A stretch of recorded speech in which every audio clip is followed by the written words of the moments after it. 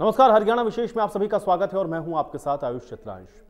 जम्मू कश्मीर के रामबन जिले के बनिहाल में फिलहाल भारत जोड़ो यात्रा रोक दी गई है। कांग्रेस का आरोप यह है कि यात्रा को घाटी जाने के लिए पर्याप्त सुरक्षा नहीं मिल रही है। राहुल गांधी यात्रा को छोड़कर खन्नाबल अनंतनाग को रवाना हो गए हैं और यात्रा को छोड़कर अनंतनाग पहुंचे। राहुल गांधी ने कहा कि सुरक्षा व्यवस्था पूरी तरह से चरमराई है। बीजेपी पर राहुल गांधी ने पलटवार करते हुए कहा कि भारत जोड़ो यात्रा पर सुरक्षा को लेकर कोई चूक नहीं हुई है। राहुल गांधी के आरोप बेबुनियाद है।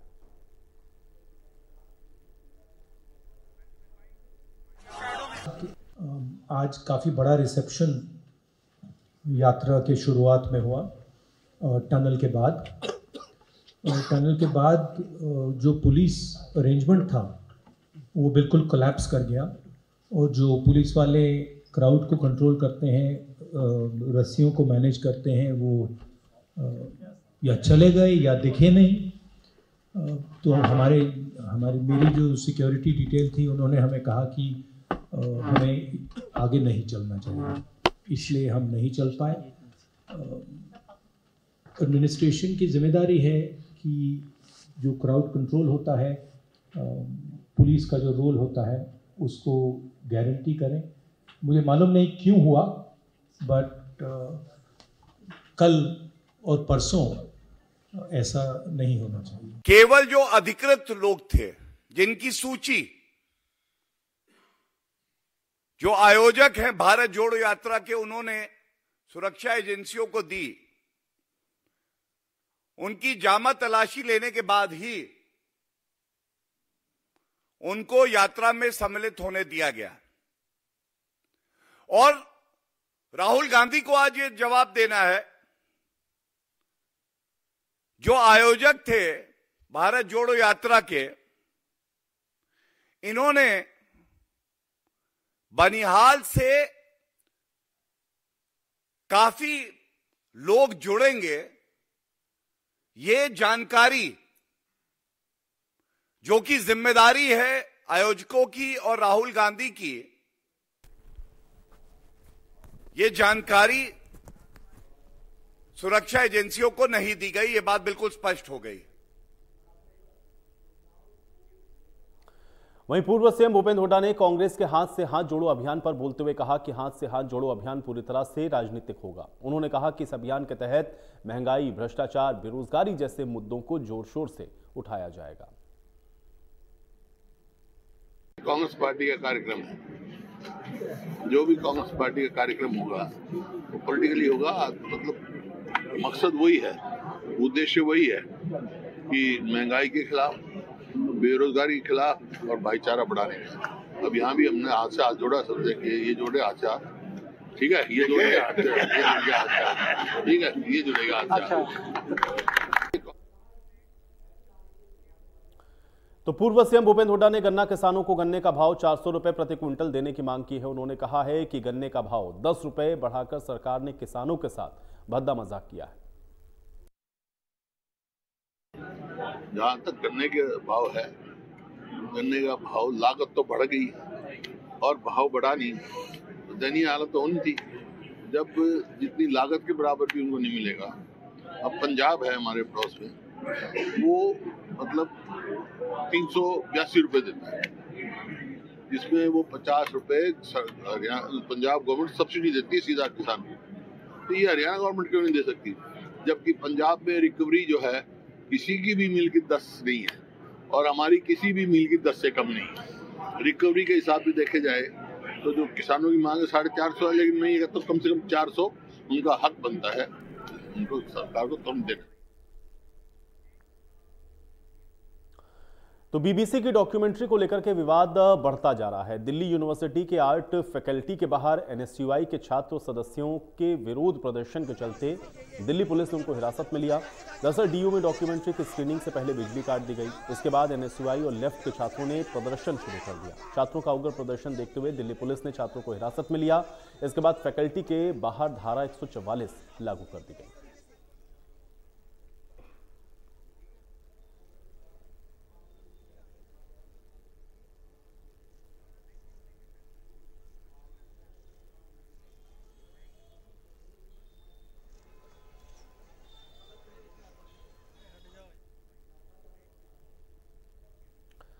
भारतीय कुश्ती संघ के अध्यक्ष ब्रजभूषण शरण सिंह के खिलाफ पहलवानों का विरोध थमने का नाम नहीं ले रहा है। अब अंतर्राष्ट्रीय टूर्नामेंट से पहलवानों ने दूरी बना ली है। स्टार पहलवानों ने क्रोएशिया में होने वाले अंतर्राष्ट्रीय टूर्नामेंट में हिस्सा लेने से इनकार कर दिया है। बजरंग, विनेश, साक्षी, रवि दहिया, सरिता और अंशु मलिक ने क्रोएशिया जाने से इनकार कर दिया है। खेल मंत्रालय के फैसले से दरअसल पहलवान नाखुश हैं।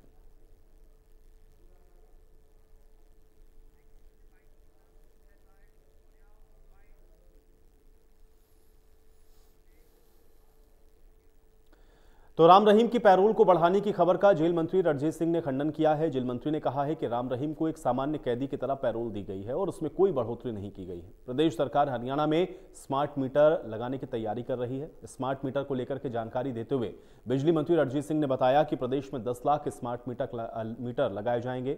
उन्होंने कहा कि पंचकुला, करनाल, फरीदाबाद और गुरुग्राम में ये मीटर लगेंगे। वहीं बिजली मंत्री ने यह भी कहा कि इस साल गर्मी के सीजन में रोजाना 13,000 यूनिट की खपत का अनुमान है। बिजली मंत्री ने कहा कि सोलर एनर्जी बढ़ाने पर हमारा जोर है। इसके लिए यमुनानगर में 850 मेगावाट का थर्मल प्लांट लगाया जाएगा। ये हमने 10 लाख मीटर का ऑर्डर करा था, जिसमें 3 लाख मीटर अभी लग गए। हमने गुड़गांव, आपका फरीदाबाद, करनाल, पंचकुला 4 स्टेशन चुने हैं जहाँ ये लगाए हैं। और उसमें जो बढ़िया है वो ये है कि एक तो उसमें प्रीपेड मीटरिंग की भी फैसिलिटी है। आप पहले आपने बिल भर दिया, आपका उतना चलता रहेगा, आपको दिक्कत नहीं दोबारा चेक करने की। ये भी आपको एक ऑप्शन मिल गया। एक आपको ये मिल गया कि आप रिमोट से भी उसे डिस्कनेक्ट कर सकते हैं, उसे रिकनेक्ट कर सकते हैं। अगर घर से बाहर गए तो आप डिस्कनेक्ट करके चले गए। दूसरे मीटर में बंद घर में भी कोई चलता रहता है, कोई और चोरी कर ले, वो भी थोड़ा सा आपको रिस्क कवर हो गया। ऐसे ही आप उसे रिकनेक्ट कर सकते हैं। तीसरा, मीटर रीडिंग जो हमारे हेड ऑफिस में कभी भी हम चेक करें, उसमें मतलब टोटल ट्रांसपेरेंसी है, उसमें कहीं आपको ये नहीं है। उसे सोलर पे भी आप चेंज और कर सकते हैं, अलग मीटर लगाने की जरूरत नहीं है। तो ये इसका बहुत फायदा है जी। तो 10 लाख हमारे लग गए और 20 लाख, 3 लाख लग गए, 10 लाख हमने लगा रहे। जैसे ये लग जाएंगे 20 लाख मीटर हम और लगाएंगे, फिर उससे हरियाणा के अगले स्टेशन कवर करेंगे। फिर जरूरत पड़ेगी तो अकॉर्डिंग टू सिचुएशन हम अपना कर लेंगे। देखिए, हम पहले से लगे हैं, सोलर पे काफ़ी शिफ्ट कर रहे हैं, सोलर पे हम जा रहे हैं। उसके बाद हम इस पे ही कर रहे हैं कि थर्मल हमारा जैसे नया एक आ गया। अब का हमारे 1200 मेगावाट का, पिछली बार हमें एक तो उसका जो रोटर था वो चाइनीज था, क्योंकि जितने प्लांट है पहले सारे चाइनीज हैं। उसमें वो होने से हमें एक साल वो नहीं है। उधर अडानी का 1400 मेगावाट हमें कम हो गया, 1200 वो कम हो गया। फिर भी हमने महंगी लेके चलाई, हमारा अपना प्रॉफिट भी भूल गए कि महंगी करके भी लोगों को बिजली देनी थी। तो वो अब हम नया 800 का लगाएंगे ना जी। उधर हमारा 1200 चल गया तो हमारा 2000 मेगावाट तो ये होगा। कुछ सोलर पे चले जाएंगे, हमारी 12-12,500 मेगावाट ये तब तक 13,000 हो सकती है। तो हम इसे मीट आउट कर लेंगे। कोई भी कैदी जब सजा में आता है तो 3 साल 5 साल के बाद एक सर्टेन पीरियड के बाद उन्हें पैरोल मिलती है। 10 हफ्ते की उसकी पैरोल उसे मिलेगी, जो उसका राइट बनता है, और उसे 4 हफ्ते की फरलो मिलती है। वो जब चाहे, अब नया साल शुरू हो गया 23, उन्होंने अपनी 40 दिन की मांगी, कॉम्पिटेंट अथॉरिटी ने उन्हें बेल दे दी। हमने उन्हें जब रिलीज ऑर्डर आया हमने रिलीज कर दिया, वो चले गए। वो जो कह रहे हैं 90 दिन की होगी, 50 दिन की और होगी, बेकार की बातें। 40 दिन की पैरोल।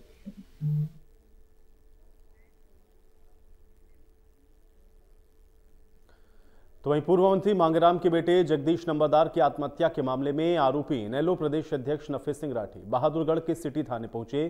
कोर्ट के आदेश पर केस में शामिल तफ्तीश होने के लिए नफे सिंह राठी थाने पहुंचे हैं। नफे सिंह राठी का कहना है कि वो पिछले 3 दिन से लगातार शहर थाने में कोर्ट के आदेशों के अनुपालन करने के लिए आ रहे हैं। अब नफे सिंह राठी का कहना है कि वो मामले की जांच के लिए गठित की गई एसआईटी के सामने अहम बातें रखना चाहते हैं, लेकिन पुलिस अधिकारी उनको रोजाना बुला तो रहे हैं लेकिन मिल नहीं रहे। इनेलो प्रदेश अध्यक्ष नफे सिंह। तो प्रधानमंत्री नरेंद्र मोदी ने दिल्ली के तालकटोरा स्टेडियम में परीक्षा पर चर्चा 2023 के छठे संस्करण के दौरान छात्रों, शिक्षकों और अभिभावकों के साथ बातचीत की है। इस दौरान प्रधानमंत्री ने छात्रों को टिप्स देते हुए कहा है कि कागज पर एक पेन पेंसिल लेकर डायरी पर नोट कीजिए कि आप अपना समय कहां बिता रहे हैं। पीएम ने कहा कि आप अच्छा करेंगे तो भी हर कोई आपसे नई अपेक्षा करेगा। चारों तरफ से दबाव होता है, लेकिन हमें इस दबाव से दबना नहीं चाहिए। अगर अपनी एक्टिविटी पर फोकस रहते हैं तो आप ऐसे संकट से बाहर आ जाएंगे और कभी भी दबाव के दबाव में ना रहें। पीएम ने बच्चों के सवालों का जवाब देते हुए कहा कि सिर्फ परीक्षा के लिए नहीं, जीवन में भी हमें समय के प्रबंधन के प्रति जागरूक रहना चाहिए। काम का ढेर इसलिए हो जाता है क्योंकि हम समय पर उसको नहीं करते। काम करने से कभी थकान नहीं होती, काम करने से संतोष होता है। परीक्षा पे चर्चा के दौरान टाइम मैनेजमेंट का टिप्स देते हुए पीएम मोदी ने बताया कि आप ऐसा सिलेबस बनाइए जो आपको कम पसंद है और उसके लिए आप पहले से समय दीजिए और उसके बाद उस विषय को समय दीजिए जो आपको पसंद है। पीएम ने कहा कि छात्र ये बात समझकर चलें कि अब जिंदगी और जगत बदल चुका है। आज आपको डगर डगर पर परीक्षा देनी है, इसलिए जो लोग नकल करने वाले हैं तो वो 1-2 एग्जाम तो पार कर जाएंगे, लेकिन जिंदगी कभी पार नहीं कर पाएंगे। तो आज के कार्यक्रम की 3 तस्वीरें आपको दिखाते हैं। पहले प्रधानमंत्री ने प्रदर्शनी का अवलोकन किया, फिर छात्रों ने प्रधानमंत्री से सवाल पूछे और उन सवालों का जवाब देते हुए प्रधानमंत्री ने बच्चों को कुछ महत्वपूर्ण बातें बताई। परीक्षा पे चर्चा मेरी भी परीक्षा है।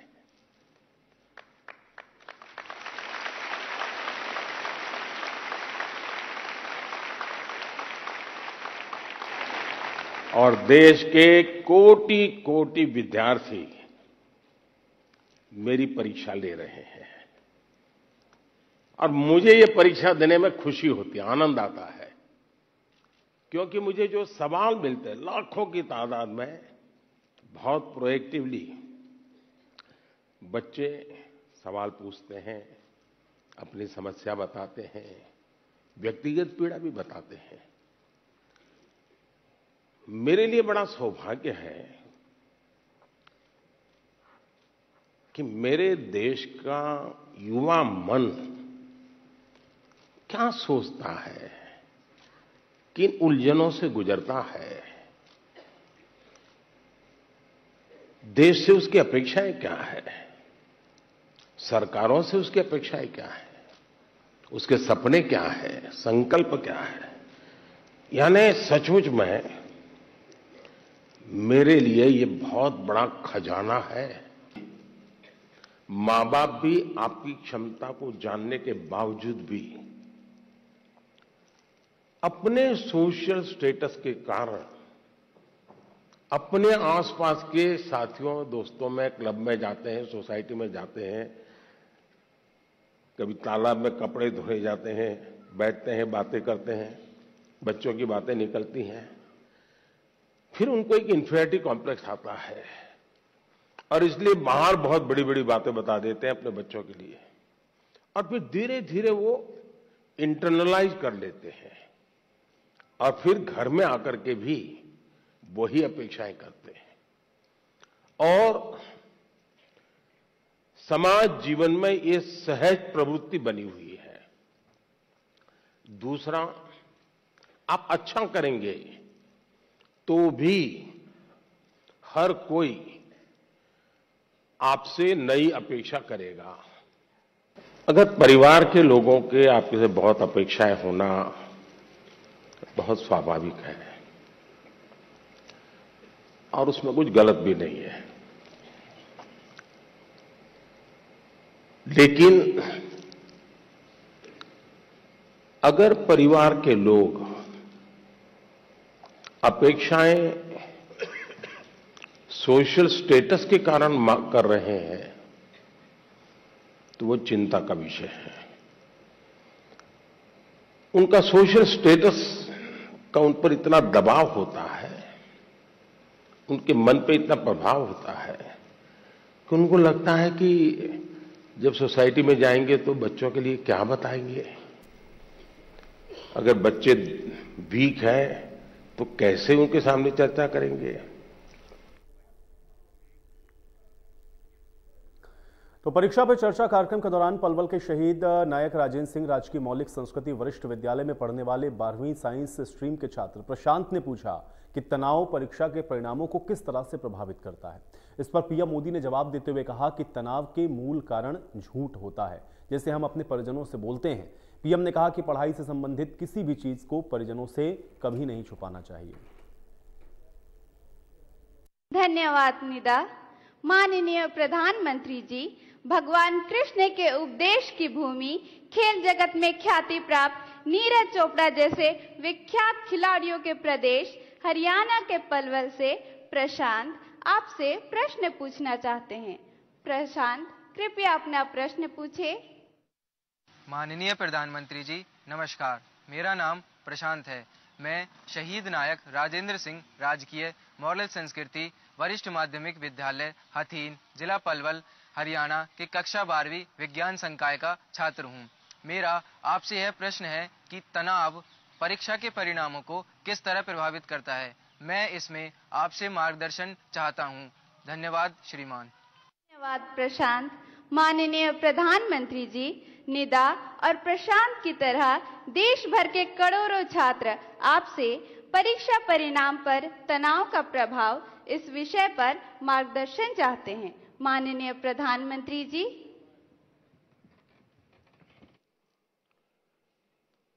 देखिए, परीक्षा के जो परिणाम आते हैं उसके बाद जो तनाव है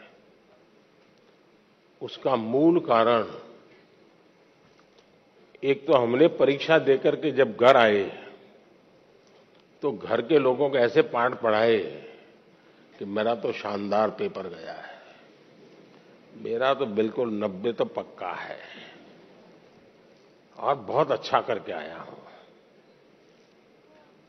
तो घर के लोगों का एक मन बन जाता है और हमको भी लगता है कि वो गाली खानी ही है तो महीने भर के बाद खाएंगे, अभी तो बता दो उनको।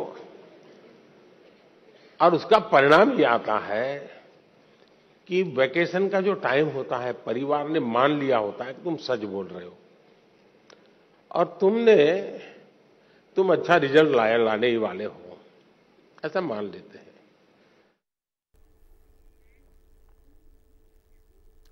तो परीक्षा पे चर्चा कार्यक्रम के दौरान हरियाणा के गुरुग्राम जिले के जवाहर नवोदय विद्यालय की 10वीं क्लास के स्टूडेंट जोविता पात्रा ने पीएम मोदी से सवाल किया कि वो एक एवरेज स्टूडेंट होते हुए भी परीक्षा में कैसे बेहतर कर सकती हैं। इसके जवाब में पीएम मोदी ने कहा कि सबसे पहले तो आपको इसलिए बधाई देना चाहता हूं कि आप अपने सामर्थ्य के बारे में जानती हैं। पीएम मोदी ने कहा कि ज्यादातर लोग सामान्य ही होते हैं, लेकिन सामान्य लोग ही असामान्य काम करते हैं और एवरेज के मानदंड को तोड़कर आगे निकलते हैं। Namaskar, Honorable Prime Minister Sir.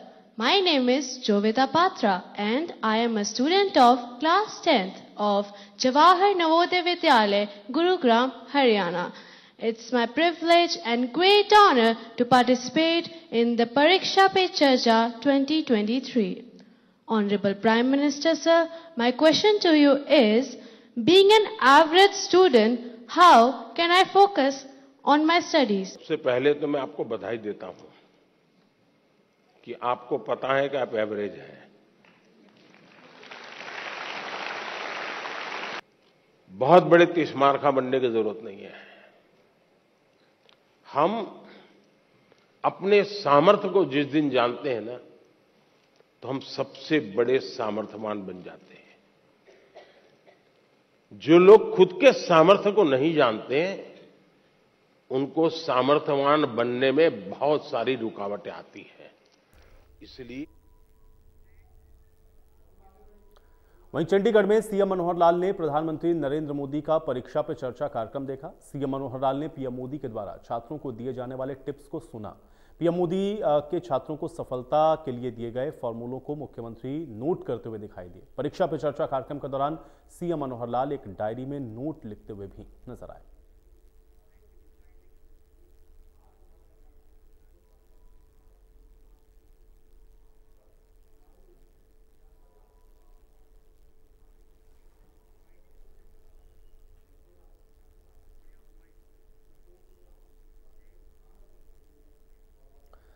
तो वहीं प्रधानमंत्री के कार्यक्रम परीक्षा पे चर्चा पे तंज कसते हुए पूर्व मुख्यमंत्री भूपेंद्र हुड्डा ने कहा कि परीक्षा पे चर्चा तो ठीक है, लेकिन बीजेपी के राज में पेपर लीक हो रहे हैं, उसको रुकवाना चाहिए।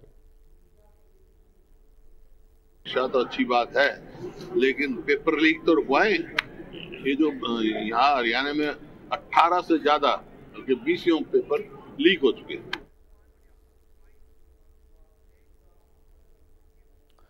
तो वहीं हरियाणा के कई जिलों के छात्र वीडियो कॉन्फ्रेंसिंग के जरिए परीक्षा पे चर्चा कार्यक्रम से जुड़े। गुरुग्राम के यूरो इंटरनेशनल स्कूल में बीजेपी प्रदेश अध्यक्ष ओपी धनखड़ पहुंचे और छात्रों के साथ प्रधानमंत्री को परीक्षा पे चर्चा करते हुए सुना। इसके पहले ओपी धनखड़ ने भी छात्रों के सवालों के जवाब दिए और कहा कि पीएम मोदी ने परीक्षा पे चर्चा सिर्फ परीक्षा पे सफलता का ही नहीं, जीवन में भी सफलता का मंत्र दिया है। फरीदाबाद में केंद्रीय राज्य मंत्री कृष्णपाल गुर्जर ने भी सरकारी स्कूलों में छात्रों के साथ पीएम मोदी के गुरु मंत्र को सुना। फतेहाबाद के कन्या विद्यालय में बड़ी स्क्रीन लगाकर कार्यक्रम का आयोजन हुआ। इस मौके पर स्कूल के प्रिंसिपल कृष्ण कुमार ने कहा कि प्रधानमंत्री के इस कार्यक्रम से बच्चों और स्टाफ को प्रेरणा मिली है। सोनीपत के राजकीय वरिष्ठ माध्यमिक विद्यालय में छात्राओं ने प्रधानमंत्री नरेंद्र मोदी की बात को सुना और कहा कि प्रधानमंत्री को सुनकर परीक्षा के लिए मोटिवेशन मिला है।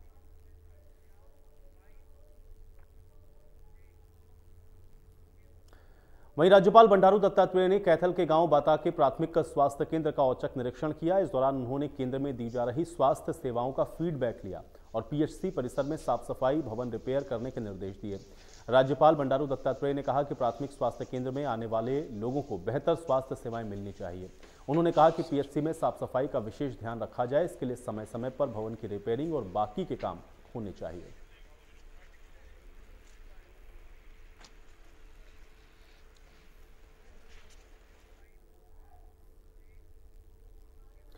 और चलिए इसी के साथ हरियाणा विशेष में मेरे साथ फिलहाल इतना ही।